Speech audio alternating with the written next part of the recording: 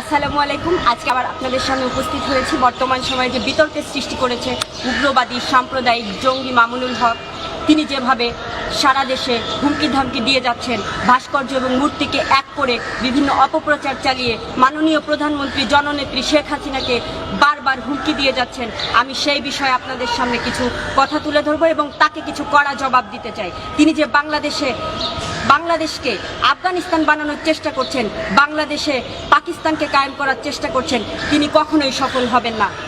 তার জেনে রাখা উচিত যে এই দেশে 1971 সালে পাকিস্তানিরা যখন সফল হতে পারেনি, রাজাকাররা যখন উচিত জবাব পেয়ে গিয়েছিল, আপনার মতো নব্য রাজাকারকে আজকে জবাব দেওয়ার জন্য 2020 সালে নতুন প্রজন্ম প্রস্তুত আছে। আপনাকে জেনে রাখতে হবে।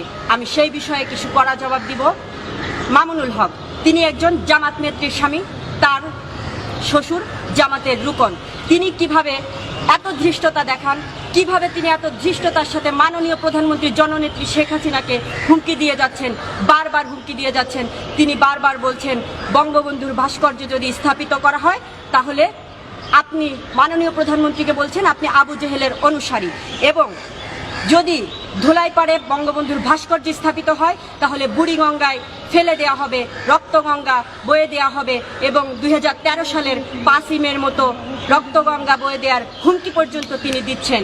কিন্তু এই ধৃষ্টতা তিনি কিভাবে পান? তিনি হয়তো ভুলে গেছেন এই বাঙালি জাতি সব কিছুর কড়া জবাব দিতে পারে। আপনার মতো জঙ্গিবাদী, উগ্র, মৌলবাদী মামুনুল হকের কোনো ঠাঁই এই বাংলাদেশে নেই। অলরেডি তিনি বুঝতে পেরেছেন বাংলাদেশের ছোট্ট জেলা নড়াইল থেকে শুরু করে তাকে অবাঞ্ছিত ঘোষণা করা হচ্ছে, তাকে নিষিদ্ধ ঘোষণা করা হচ্ছে।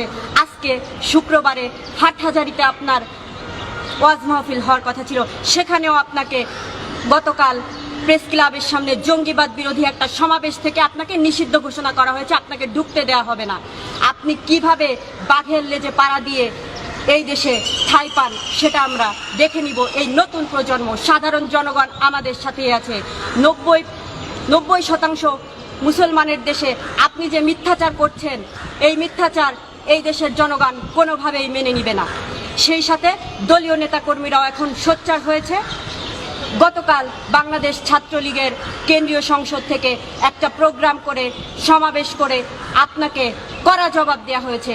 সেখান থেকে বাংলাদেশ ছাত্রলীগের সভাপতি আপনাকে বলে দিয়েছে যে আপনি যদি বুড়িগঙ্গার ধারে কাছে আসেন আপনাদেরকেই ভাসিয়ে দেওয়া হবে। যারা আপনারা এই মৌলবাদী, জঙ্গিবাদী এই দেশে পাকিস্তানকে কায়েম করার চেষ্টা করছেন, আফগানিস্তান করার আদলে দেশে ভাস্কর্য মূর্তিকে এক করে মিথ্যাচার চালিয়ে যাচ্ছেন, আপনাদের কোনো ঠাঁই নেই। যদি আপনারা ধর্মকে পুঁজি করে, ধর্ম ব্যবসা করে আপনারা নিজেদের স্বার্থ চরিতার্থ করার চেষ্টা করেন, তাহলে আপনাদেরকে কড়া জবাব দেওয়ার জন্য আমরা প্রস্তুত আছি। তারপর আসছি, তিনি যে বিভিন্ন ফেসবুকে আসলে নিজের জনপ্রিয়তা দেখে ফেসবুক এবং ইউটিউবে বিভিন্ন কন্টেন্ট ছেড়ে দিয়ে হাজার হাজার লাইক শেয়ারের বন্যায় ভেসে নিজেকে খুব জনসমর্থিত মনে করছেন। আসলে আপনি ভুল করছেন। আপনার হয়তো জানা নেই এইভাবে ফেসবুক জরিপের মাধ্যমে নিজেদের জনসমর্থন বিচার করে বাংলাদেশের একটা বড় দল বিএনপি জামাত গোষ্ঠী আজ মিডিয়ার মাধ্যমে শ্বাস প্রশ্বাস নিয়ে তারা কৃত্রিমভাবে বেঁচে আছে। তারা 2014 সালের নির্বাচন বয়কট করেছিল। আপনাদের মতো এই মৌলবাদীরা এখন যে ভুলটা করছে, এই ফেসবুক ইউটিউবের লাইক শেয়ার জরিপ দেখে জনসমর্থন বিচার করে নিজেদেরকে শক্তিশালী ভাবছেন। এই বিএনপি জামাতও নিজেদেরকে এইভাবে শক্তিশালী মনে করে 2014 সালের নির্বাচন বয়কট করেছিল, এবং তারা আজ ধুয়ে মুছে গেছে এই দেশ থেকে। আপনাদেরকে ধুয়ে দিতে সময় লাগবে না। এই দেশের সাধারণ জনগণ থেকে শুরু করে মুক্তিযোদ্ধার সপক্ষের সকল দল এবং নেতাকর্মী সবাই এখন সোচ্চার, আপনাদের বুঝতে হবে। তারপর আসি এই কাঠমোল্লারা, এই মৌলবাদী, জঙ্গিবাদী, এই মামুনুল হকরা, এরা প্রতিনিয়ত, এখন থেকে না, আরও যুগ যুগ ধরে এরা চলে আসছে এবং এরা ধর্মকে বিকৃত করে আসছে নিজেদের স্বার্থকে চরিতার্থ করার জন্য। কিভাবে চরিতার্থ করছে এবং ধর্মকে বিকৃত করছে দেখুন। কয়েকজন আগেও তারা বলতো যে ছবি তোলা যাবে না, কিন্তু এখন তারা সেলফি না তুললে তাদের ইবাদত বন্দেগী হচ্ছে না। এরকম আলেম হুজুর আছে কি না? আছে তো। তারপর দেখুন, এক সময় তারা বলতো, ভিডিও ক্যামেরা দেখলে বলতো যে ক্যামেরা অন করেছেন, জান দিতে পারবেন, কিন্তু বর্তমান সময়ে এসে তারা ইউটিউবে ভিডিও প্রচার না করলে, ক্যামেরা অন না করলে ওয়াজই শুরু করে না। তাহলে বুঝে নিন এই ধরনের মৌলবাদী, জঙ্গিবাদী ধর্ম ব্যবসায়ীদের আসলে ওরা যে ফতোয়া দেয় ওরা কতটুকু মেনে চলে। এক সময় এরা বলতো টেলিভিশন যে ঘরে আছে ফেরেশতা ছুটে গেল, এখন তারা টেলিভিশনের সামনে বসে ঘন্টার পর ঘন্টা টক শো করছে এবং সেই টক শোতে পরনারীদের মেলি প্রশ্নের জবাব দিচ্ছে হাসতে হাসতে, ঠাট্টা করতে করতে। তাহলে আপনি বুঝে নিন এই ধর্ম ব্যবসায়ীরা কতটা নোংরা, কতটা অনৈতিক এবং কতটা নিজেদের স্বার্থ চরিতার্থ করার জন্য কতটা নিচে নামতে পারে, তারা কিভাবে ধর্মকে বিকৃত করতে পারে।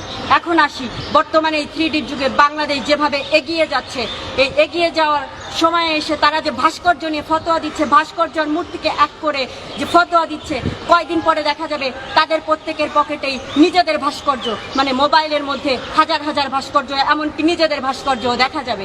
এই মোবাইল ফোনকে তারা এক সময় শয়তানের বাক্স বলতো, এখন প্রত্যেকের পকেটেই আপনারা দেখতে পাবেন শয়তানের বাক্স নিয়ে ঘুরছে।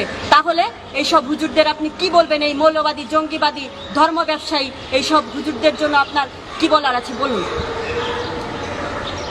এরা আসলে ধর্মকে পুঁজি করে, ধর্মকে, ধর্মীয় আবেগ অনুভূতিকে পুঁজি করে এরা এই দেশে পাকিস্তানকে কায়েম করতে চায়, মৌলবাদকে, জঙ্গিবাদকে কায়েম করতে চায় এই দেশে। কিন্তু কোনো জঙ্গিবাদের ঠাঁই হবে না এই দেশে, কোনোভাবেই জঙ্গিবাদকে ঠাঁই দেবে না নতুন প্রজন্ম সহ সাধারণ জনগণ।